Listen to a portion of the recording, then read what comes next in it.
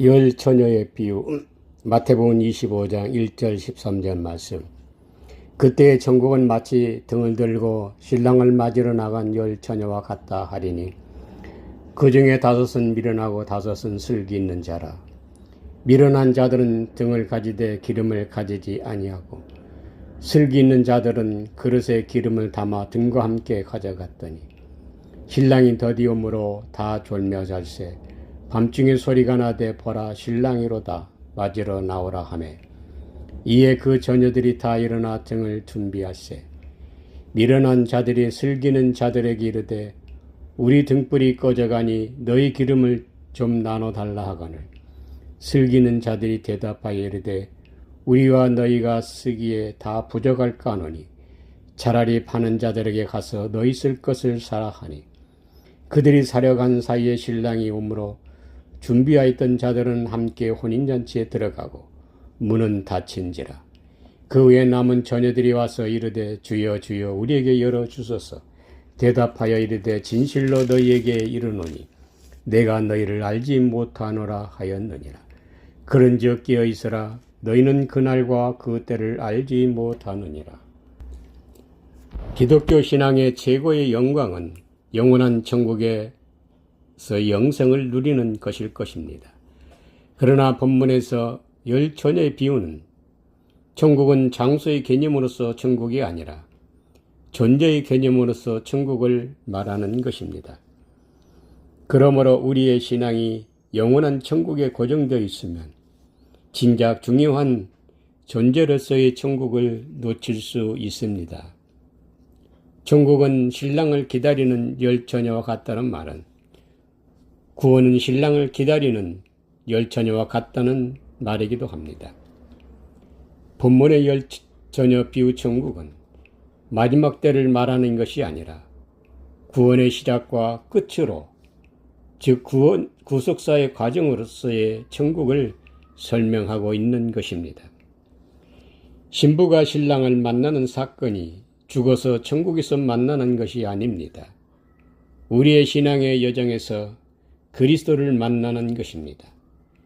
우리가 이 땅에 살아있는 동안 그리스도를 만나지 않으면 영원한 천국은 나와는 아무 상관이 없습니다. 다만 살아서 그리스도를 만나지 못한다 해도 그리스도 부활을 믿는 믿음으로 우리는 구원을 얻게 되는 것입니다.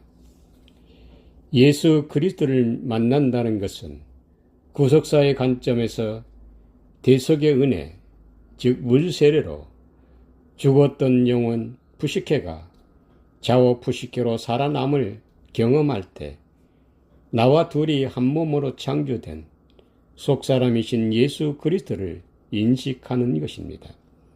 이 사건이 첫째 부활이라고 말합니다. 그리고 둘째 부활은 나를 예수로 장성하게 양육해서 하나님께 산 제물로 드리는 자리가 즉 다나토스 죽음의 자리가 사망이 생명에 삼킨 바 되어 내 안에 그리스도 부활과 연합되는 사건이 둘째 부활인 것입니다. 본문의 열 처녀의 비유가 이러한 구속사의 과정에서 일어나는 신앙의 행위들을 설명하고 있는 것입니다. 열 처녀 중에 다섯은 미련하고 다섯은 슬기 있는 자란 이 세상에서 그런 신앙의 부류가 있다는 말을 말하는 것이 아닙니다. 나 한 사람이 두 존재의 속성을 설명하려는 것입니다. 여기서 열 처녀는 물세례로 영혼이 살아난 나의 영적 상태를 말합니다. 육신의 겉사람에 속한 미련한 처녀와 나와 둘이 한 몸으로 창조된 속사람이신 슬기로운 처녀 예수 그리스도를 가리키는 말입니다. 이렇게 우리는 한 육체 안에 두 존재로 거하고 있었습니다. 그러나 우리의 영혼이 대속의 은혜로 살아나기 전에는 나의 속사람 슬기로운 처녀인 예수 그리스도를 인식하지 못합니다. 이러한 영적 상태를 가리켜서 다 졸며 자고 있었다 말하는 것입니다. 그리고 밤중에 신랑의 소리를 듣고 다 같이 일어나 등을 준비하였다는 것은 허물로 죽었던 영혼, 즉 잠자던 영혼이 신랑의 소리 하나님 아들의 음성을 듣고 살아나는 물세례 사건을 말하는 것입니다. 요한복음 5장 25절 29절 진실로 진실로 너희에게 이르노니 죽은 자들이 하나님의 아들의 음성을 들을 때가 오나니 곧 이때라. 듣는 자는 살아나리라. 아버지께서 자기 속에 생명이 있음같이 아들에게도 생명을 주어 그 속에 있게 하셨고 또 인자됨으로 말미암아 심판하는 권한을 주셨느니라. 이를 놀랍게 여기지 말라.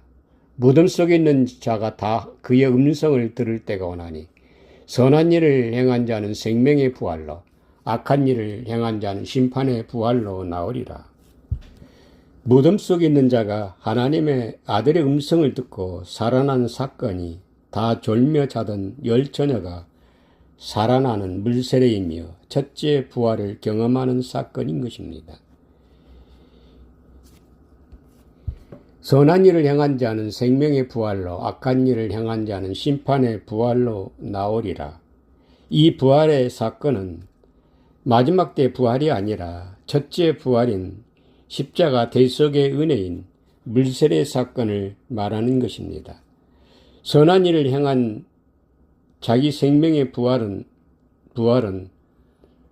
슬기로운 다섯 처녀와 같이 예수 그리스도께서 내 안에서 살아나심을 말하는 것입니다.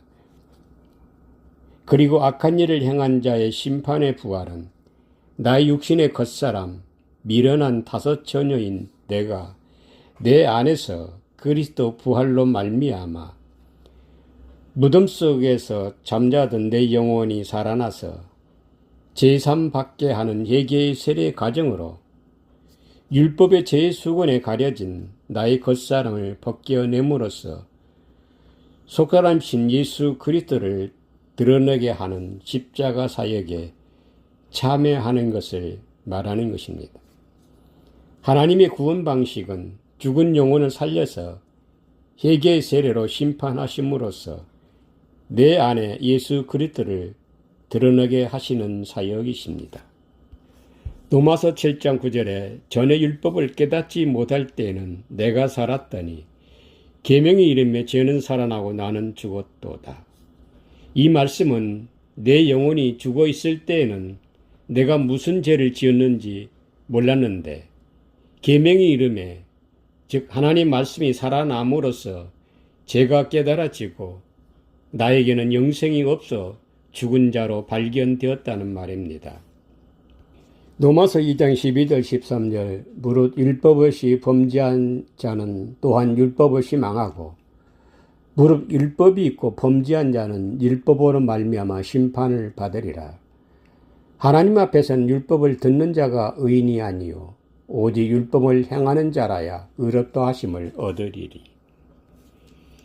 율법 없이 범죄한 자는 율법 없이 망한다는 것은 영원히 잠자고 있는 자는 내가 무슨 죄를 지었는지 모른다는 말입니다.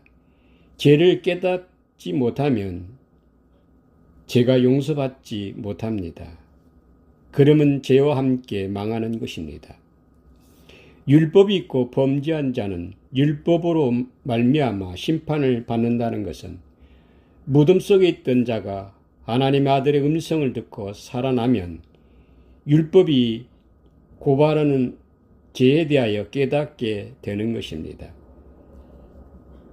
죄를 깨닫게 하는 것이 심판입니다. 율법을 행한 자라야 의롭다 하심을 얻으리라는 말은 율법으로 말미암아 죄를 깨닫는 것이 율법을 행한다는 말입니다. 예수 그리스도의 십자가 구속 사역이 율법의 요구를 이루는 율법의 행함입니다.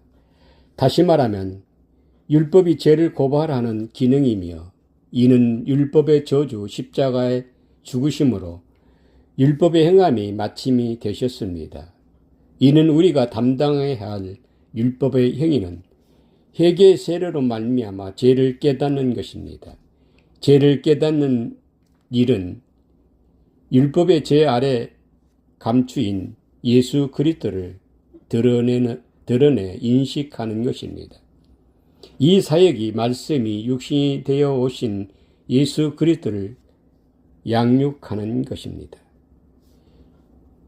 이는 또한 율법을 예수 복음으로 해석하는 사역이며 예수 그리스도 계시에 참여하는 것입니다. 마태복음 25장 1절 그때의 천국은 마치 등을 들고 신랑을 맞으러 나간 열 처녀와 같다 하리니 여기서 그때는 마태복음 24장 37절 이하의 노아 홍수 사건과 같은 뜻의 의미라는 것을 말합니다. 노아의 때와 같이 인자의 임함도 그러하리라. 노아의 홍수 사건은 물세례와 십자가 사건을 말합니다. 인자가 홍수 사건 때에 임하신 것 같이 물세례 십자가 사건 때에 인자 곧 신랑이 임하신다는 말입니다. 이것은 열 처녀가 신랑의 음성을 듣고 일어나는 사건이 홍수 사건과 같은 물세례인 인자가 임하신다는 말입니다. 마태복음 24장 38절 40절 홍수 전에 노아가 방주에 들어가던 날까지 사람들이 먹고 마시고 장가 들고 시집가고 있으면서 홍수가 나서 그들을 다 멸하기까지 깨닫지 못하였으니 인자의 임함도 이와 같으리라. 그때 두 사람이 밭에 있음에 한 사람은 데려가고 한 사람은 버려둠을 당할 것이요. 홍수 전에 노아가 방주에 들어갔다는 것은 노아는 하나님의 언약에 따라 방주를 지었습니다. 그리고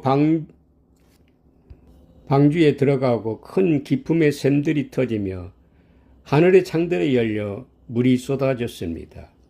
이 홍수 사건이 파루시아 그리스도의 강림, 인자의 임하시는 물세례와 십자가 사건이며 열 처녀가 신랑의 소리를 듣고 영혼이 살아나는 사건과 동일한 사건인 것입니다.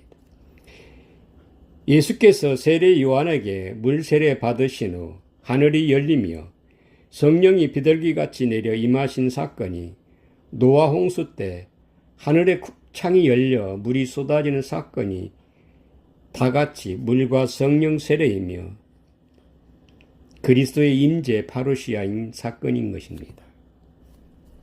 노아가 방주를 지은 사건은 예수 그리스도 십자가 사역입니다. 다시 말하면 율법에서 예수 복음으로 예수께서 말씀이 육신이 되게 하신 것이 방주를 예비한 것입니다. 노아가 방주를 예비하고 방주 안에 들어간 것은 십자가의 죽음을 말합니다. 그리고 그리스도 부활 사건이 노아 홍수와 성령 세례의 인자의 임하심입니다. 노아가 방주를 예비하고 방주에 들어가는 날까지 사람들이 먹고 마시며 시집가고 장가가면서 홍수가 나서 그들을 멸하기까지 깨닫지 못하였습니다. 이 말은 예수 그리스도께서 우리를 대신하여 십자가에서 구속 사역을 마치시고 내 우편에 거하시는 것을 말합니다. 예수 그리스도의 십자가 구속 사역은 2000년 전 사건을 말하는 것이 아닙니다. 창세전에 이미 구속 사역을 마치시고 우리 안에 거하시는 것입니다. 오늘날 우리는 말씀을 먹고 마시면서 이미 완성된 구원 사건을 깨닫지 못하고 있습니다. 장가가고 시집간다는 것은 혼인잔치를 말합니다.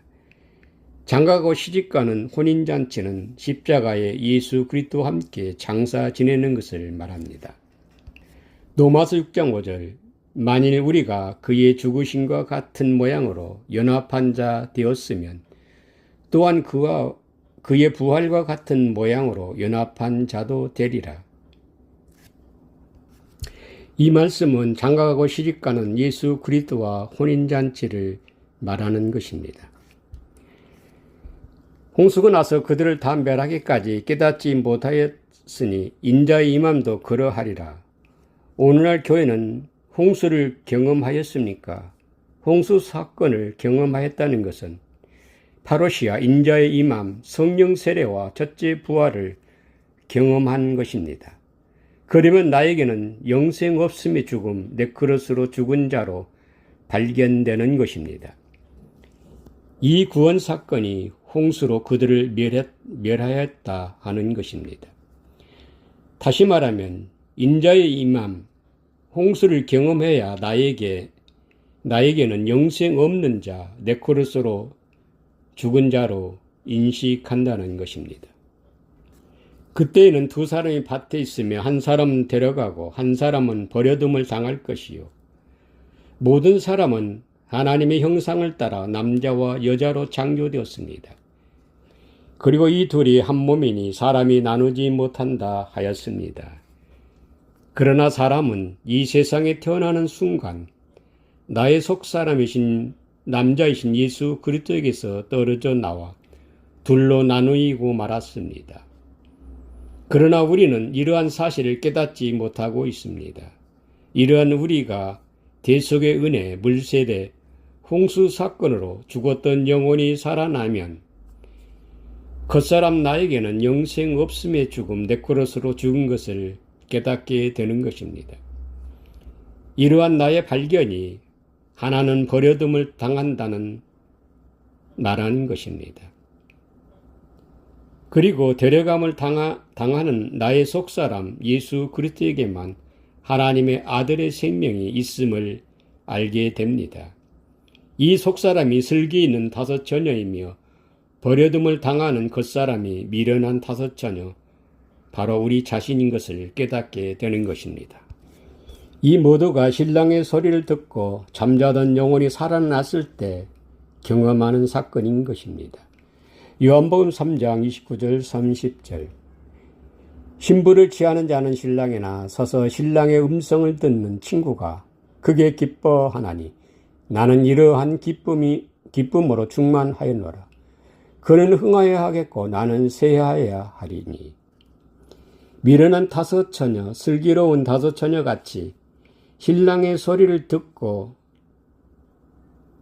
깨어난 것처럼 요한의 고백 또한 신부와 친구가 신랑의 음성을 듣고 기뻐했다 말합니다.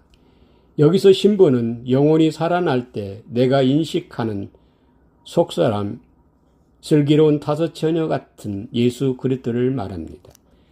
그리고 친구는 겉사람인 미련한 다섯 처녀인 요한을 말하는 것입니다. 이렇게 죽었던 영혼이 살아나면 그는 흥하여야 하겠고 나는 쇠하여야 하리라는 고백이 자연적으로 나오게 되는 것입니다. 왜냐? 신부의 친구는 나 한 사람의 두 존재로서 분리될 수 없다는 것을 깨닫기 때문입니다. 요한복음의 저자는 사도 요한입니다. 그런데 어떻게 세례 요한의 영적 상태를 인식하고 마치 자기의 경험처럼 진술하고 있습니다. 그렇습니다. 예수 그리스도는 창세 전부터 계셨고 모든 사람 안에 남자와 여자 둘이 한 몸으로 창조되었고 하나님이 짝지어 주신 것을 사람이 나누지 못한다 하셨습니다. 이러한 하나님의 구원 사건은 창세 전부터 예정하셨고 모든 인간에게 차별 없이 주셨습니다. 그러나 오늘날 교회는 구원을 내 안에서 찾으려고 하지 않습니다. 왜냐하면 아직 우리의 영혼이 깨어나지 못했기 때문입니다. 오늘 현대 교회는 예수 믿고 구원 얻었다고 믿습니다. 구원은 죽었던 영혼이 살아나는 사건을 말합니다. 살아나면 신랑의 음성을 듣는 것입니다. 예수 그리스도 임재를 경험하는 것입니다. 그러면 열처녀의 비유에서 미련한 다섯 처녀가 나 자신인 것을 발견하게 되는 것입니다. 이렇게 하나님의 구원 사건은 이론이 아닙니다. 내 안에서 그리스도의 살아나심을 존재론적으로 인식하는 현실적인 사건인 것입니다. 하나님은 항상 살아계셔서 당신의 살아계심을 말씀을 통해서 우리에게 증명하고 계십니다. 다만 우리가 믿음으로 말씀을 받아들이지 않기 때문뿐입니다. 에베소 2장 4절 5절에 국률이 풍성하신 하나님이 우리를 사랑하신 그 큰 사랑을 인하여 허물로 죽은 우리를 그리스도와 함께 살리셨고 너희가 은혜로 구원을 받은 것이라. 여기서도 분명히 말씀하십니다. 그리스도와 함께 살아나심이 구원이라고 말입니다. 마태복음 25장 6절 8절 말씀. 밤중에 소리가 나되 보라 신랑이로다 맞으러 나오라 하매 이에 그 처녀들이 다 일어나 등을 준비할세 미련한 자들이 슬기는 자들에게 이르되 우리 등불이 꺼져가니 너희 기름을 좀 나눠달라 하거늘. 이에 그 처녀들이 다 일어나 등을 준비할세 밤중에 처녀들이 신랑의 음성을 듣고 다 같이 일어나 등을 준비하였습니다. 그런데 미련한 자들의 등불은 꺼져가고 있었습니다. 신랑의 음성을 듣고 일어나 에게이로는 일어나다, 소생하다, 생기다, 살아나다, 그리고 등, 난파스는 등불, 램프, 횃불, 등장 등을 의미합니다. 이 말은 죽었던 영혼 또는 잠자던 영혼이 신랑의 음성을 듣고 영혼이 살아남으로써 자신의 신분이 난파스라는 등불, 예수 신분, 예수 믿음을 소유한 것을 인식하게 되는 것입니다. 그렇습니다. 영혼이 살아나면 또는 거듭나면 신분이 예수 그리스도와 둘이 한 몸으로 창조된 쌍둥이 형제 자매인 것을 깨닫게 되는 것입니다. 그런데 미련한 처녀들의 등불은 꺼져갔다는 말은 등불을 밝히는 것은 기름입니다.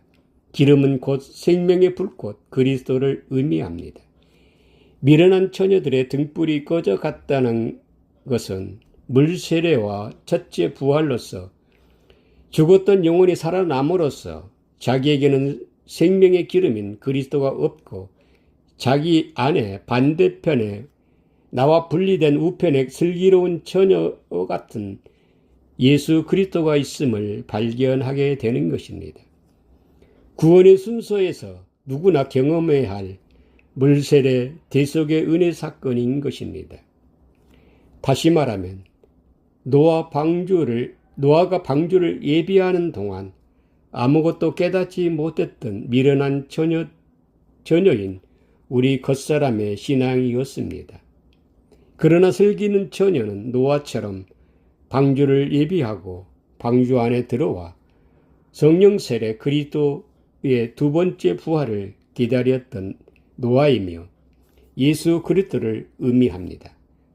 다시 말하면 노아가 방주에 들어간 사건은 말씀이 육신이 된 예수 신분으로 십자가에 들어간 것을 말합니다.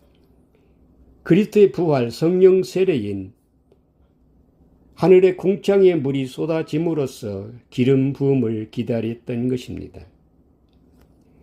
방주는 마치 누의 고추를 스스로 자신의 집을 지어서 나방으로 부활로 나오는 것처럼 말입니다. 그러므로 방주는 말씀으로 지어진 육신의 예수 신분을 말합니다. 그리고 그 방주가 십자가라는 의미는 예수 그리스도와 우리는 둘이 한 몸입니다. 그러므로 우리가 예수 그리스도를 깨닫지 못했을 뿐 내 안에서 말씀이 육신 되신 예수 그리스도는 함께 거하고 있었습니다. 그러므로 십자가란 스타우로스는 똑바로 서 있는 막대기, 사람이 곧 십자가입니다. 그러므로 노아에게 있어서 방주는 자기가 들어가 죽을 무덤이며 이는 예수 그리스도의 십자가 죽음 또한 우리 육체 안에서 일어난 예수 그리스도의 무덤이며 슬기로운 처녀의 무덤이었던 것입니다. 그러므로 기름을 준비한 슬기로운 처녀들은 노아처럼 율법의 요구, 십자가로 구원을 이루고 미련한 처녀인 우리 안에 함께 무덤에 갇혀 있었습니다. 두 번째 그리스도 부활을 믿고 말입니다. 다시 말하면 구원의 순서에서 허물로 죽었던 영혼이 대속의 은혜 물세례로 영혼이 에게 이르러 살아나면 미련한 처녀인 우리 겉사람은 첫째 부활의 경험으로 나의 겉사람에게는 그리스도의 생명인 기름 영생이 없음을 발견하게 됩니다. 그러나 구원을 안성하시고 두 번째 부활을 기다리는 예수 그리스도도 슬기로운